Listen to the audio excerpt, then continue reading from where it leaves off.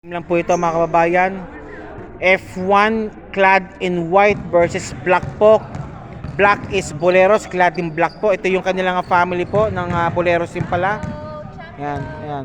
Go for game number 3 ang ano nila, ang kanilang yan, for the champion po. Take note po, ayan pa rin yung Twin Towers po nila. Lagi si Miranda and Andal along with Alipala. Dito naman sa kabila naman, ito naman, si Repolo, si Lantaka, si Dufulay, si Sabilio, Pitor, Makatunggal, and Cabello. Ayan po medyo, pansin po natin, medyo, ano na po yung, we'll see the adjustment po to be done by Boleros.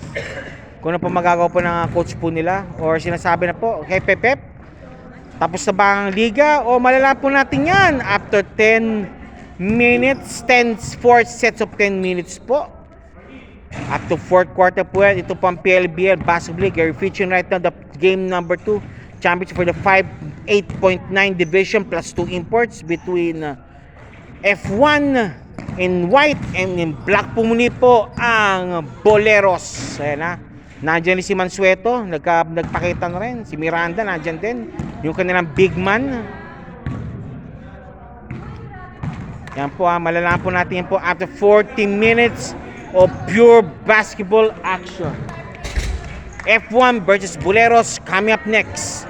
This is your PLBL Basketball League po. Maraming salamat po and standby po tayo. And also after this po, meron po tayo sa halftime po Tanda po natin, meron po tayong awarding ceremonies na po sa ating mga stalwarts po. And later po, post-game interview po sa nanalo din po.